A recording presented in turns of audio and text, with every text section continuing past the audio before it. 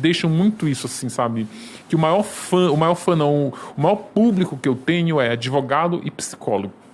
Os psicólogos, assim, eles dizem, cara, a tua obra eu uso na sala de aula porque tu precisa entender o que leva... Sabe o que acontece? O crime, ele choca de uma maneira tão brutal que tu fica cego. Aí tu te enche de ódio por quem matou. E essa cegueira e esse ódio, ele te impede de estudar isso mais, sabe? De tu começar a raciocinar por que isso aconteceu, o que levou a fazer isso. E outra, o que se passa na cabeça de alguém que decide matar os pais. Mas você sabe que cara, é muito bacana o jeito que você coloca, porque é muito responsável e muito maduro, ao mesmo tempo que é muito abrangente. Eu participei em 2020, se eu não me engano foi 2020, de um episódio especial na... o Profissão Repórter, só que é da Record, eu não lembro qual é o equivalente. Reportagem Espetacular, Domingo Espetacular, alguma coisa assim. Acho que é Conexão, não sei o quê. Eu não vou lembrar o nome. Cabrinho. Isso, Era eu, a doutora Rosângela Monteiro, psicóloga forense, gabaritadíssima aí, mais de 30 anos na ativa, e o doutor Essa de Queiroz, psiquiatra, Sim. Que inclusive, se eu não me engano, trabalhou no Pedrinho. Acho que o Maníaco do Parque não. E a gente chegou em dado momento lá no episódio que caiu uma discussão sobre isso. Eu não sou psicólogo, sempre que eu tenho essa discussão, eu sempre jogo ela pro lado. Falo, olha, não sei o que eu posso dizer sobre, né? Quando entra, por exemplo, nessa questão. A gente deve tentar entender o que levou, né? Como o Ulisses estava falando, teve um evento de um dia, de um episódio, um tapa na cara, que foi um evento marcante. E o que alguns psicólogos defendem a ideia é que essa abordagem, você... dá espaço, e lembra, eu só tô falando o que eu ouvi na discussão ali, né? Não que eu endosse. Ninguém vai te cancelar não, cara. Vai lá. Vamos contextualizar. Vai. Porque depois de 2 drinks, eu já não sei nem se eu vou... entendeu? O que eu vou mandar aqui. Tá vindo mais um. O que eles dizem é o seguinte, quando você dá uma abertura para essas pessoas, você pode correr o risco de ser manipulado por elas, como por exemplo a Suzane, que tem uma capacidade de persuasão muito grande. Então, na visão de alguns psicólogos que tratam dessa questão forense, eles realçam que, assim, o próprio Pedrinho, que foi o que foi comentado no episódio, o Pedrinho vai lá e vem com aquele diálogo, muitas vezes, de uma espécie de justiceiro social. Um dia eu tava lá, meu primo deu um tapa na minha cara, e meu pai tinha sido demitido, eu fui lá e passei meu primo no moedor de cana. O cara que demitiu meu pai, humilhou meu pai, eu fui lá e matei o cara no facão. O cara que não sei o que, bateu na minha noiva, eu fui lá e matei ele no dia do casamento dele. O que eles dizem sobre isso? Você tá dando espaço pro cara falar, ao passo que aquilo é puro blá blá blá. Sabe, aquilo é o, vamos chamar de marketing digital. É o criar uma persona digital, né? O Pedrinho vai criar a imagem do justiceiro. Não li o da Elise, confesso que não li. Eu inclusive não vi a minissérie. Mas de repente talvez a Elise vai trazer uma persona social de... Eu fui a coitada que foi humilhada por um cara que tem as condições ali para ser chamado de um baita babaca. O que alguns psicólogos dizem então é que assim... Não é que não é interessante não dar espaço, não é que a gente não deveria ouvir. É que, cara, quando se trata isso é complicado falar, e lembrando, eu não sou psicólogo, mas quando se trata de crimes perversos, a pessoa que possa se encaixar numa observação nossa subjetiva, se encaixe como, por exemplo, transtorno de personalidade social, é muito difícil você ouvir o que a pessoa está falando, porque provavelmente...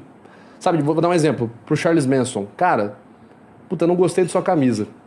Vou mandar matar, que ele não matava, né? Mas enfim, vou organizar pra te matar. Cara, legal, você tá fazendo meu drink agora. Mas você fez com a mão direita, eu vou te matar. E aí na televisão, com a esquerda, trocou. E aí agora na televisão eu vou contar uma história de quando meu pai me deu um tapa na cara.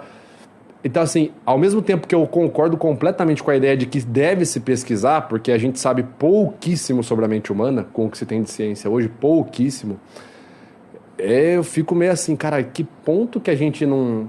Assim, como que a gente cria uma barreira para não ser manipulado? Sabe onde eu amadureci muito a ideia que eu tinha desses criminosos? Óbvio que eu não sou fã nem admirador de nenhum deles. Mas foi quando eu comecei a frequentar penitenciária. Porque a penitenciária, ela é um depósito de criminosos. Sim. Né? Principalmente... Quando tu mata membros da própria família, a família não te visita. Se tu matar teu pai e tua mãe, meu amigo, tu acaba... Não sobra ninguém. Só que tem toda uma estrutura lá. A Igreja Católica tem aquela pastoral carcerária que ela dá suporte, ela vai lá, principalmente para os presos que estão abandonados lá. Tu olha lá, o cara cometeu um mau crime lá, matou, esquartejou, estuprou e tá lá recebendo afago da Igreja Católica. E esse trabalho existe há décadas e décadas e décadas. Essa pastoral tá lá. Tu lembra daquele abraço que o Drauzio Varela deu? Famoso. Né? Lembro, polêmico demais. Tipo, mas aquilo ali, por que é polêmico? Porque aquilo ali se tornou público, mas aquilo ali, cara... Tem pessoas que vão pra lá pra... Tu sabe que eu visitava... Isso é um ponto. O pessoal olha, pra não tu ter sabe uma como ideia, que é dentro de uma penitenciária, de fato. É muito mais visitava uma presa... Eu visitava uma presa, não. Eu encontrava uma presa de Tremembé, uma presa X, para me contar sobre a Suzane.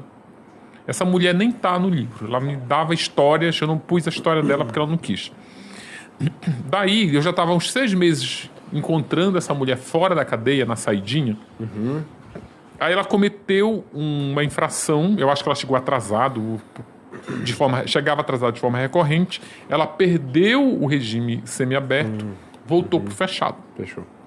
Aí não encontrei, mas a mulher me contaram. Ela foi voltou pro fechado. Aí, 2 semanas depois, eu recebi uma carta dessa mulher lá em casa. Lá na minha casa, eu recebi uma carta dela. E ela tinha seu endereço? Não, aí vários tinham já, porque quando eu já tinha pedido para... Doido. É doido, né? Mas, enfim, quando eu visitava, eu fiz umas entrevistas dentro da cadeia com presos que estavam no regime fechado. E para você entrevistar dentro é um processo burocrático que dura, às vezes, 2 meses. Tu pede pro advogado, o advogado diz que o preso quer, tu leva o documento do advogado para a justiça, para a juiz autorizar a tua entrada lá, ela pede o Ministério Público dar um parecer, ele dá o parecer, ela autoriza e joga o abacaxi para a administração penitenciária dizer se tem estrutura para te receber lá ou não. Só que quando você faz isso, vai pro processo de execução penal do preso, que eles têm acesso. E aí lá tem o teu endereço. Lá tu tem que dar, tem cópia da identidade, tem o comprovante de residência, que tu quer saber se você é você mesmo, né? Que perigo, preso cara. lá. Aí o preso virou moeda de troca. Aí eu queria tanto falar com o Ulisses, olha, eu tenho o endereço daí, se tu me der 3 cigarros, eu te passo aqui. Entendi. Cara, aí comecei a receber cartas de preso. Agora, posso te falar uma coisa? Preso escreve bem pra caralho, viu? É porque eles passam... tem um programa que eu esqueci o nome do programa, mas enfim, quanto mais livros eles leem dentro da penitenciária, eles vão abatendo a pena. Eu não vou lembrar agora, dando o livro da Suzane tem, mas se eu não me engano é 3 livros, é um dia de pena abatida. Então o que eles fazem? Estão lá... Lê pra caralho. Lê pra caralho. Tem uma biblioteca dentro da cadeia, estão lá com a vida ociosa, começa a ler. E lá não é qualquer livro, tem que ler clássicos e fazer resenha. Não é, olha, eu li esse aqui, não, cara. Faz a resenha. E vinha aquelas caligrafias, sabe, bem... Parecia da época que a gente ficava lá fazendo... caderninho de escola. Que a professora mandava a gente fazer a letra redondinha, bem com aquela letra redonda. E com uma coisa que é muito difícil, eu conheço gente que tem curso superior e não consegue se expressar de maneira clara, sabe? De maneira clara, assim, com os parágrafos tudo do mesmo tamanho. E aí essa presa me mandou uma carta, essa que voltou para o regime fechado, pedindo para eu visitar ela. Que ela dizia, olha, eu não recebo visita de ninguém. Tu podia vir me visitar? Que a gente aproveita a conversa, eu fico te contando as coisas. Eu queria que tu ficasse comigo no pátio no domingo. Como eu já tinha lá meu cadastro, estava lá, fui lá, visitei ela umas 2 ou 3 vezes, que daqui a pouco ela arrumou uma namorada lá dentro, falei, ainda bem que... Mas o que eu aprendi no meu trabalho na penitenciária é não ficar muito julgando o que a pessoa fez, que é esse choque. Porque ali primeiro todo mundo é criminoso. Né? Matou o pai, matou a mãe. Em Tremembé é a nata do crime. Se tu matar com 3 tiros, tu vai pro Pinheirão. Se tu matar com 70, esfaquear, tu vai pra Tremembé. Ou seja, tem que ser o crime de natureza bem grave. Então aí, como eles me ajudam pra caralho, me ajudaram muito, assim, muito. O livro da Suzane, tipo... tem muita colaboração, o ambiente, como funciona o dia a dia, as intrigas, as fofocas, sabe, que tem dentro da cadeia, quem está na ala de casal, quem separou, quem está pegando quem, que é isso que dá um molho pro livro, são elas que me contam.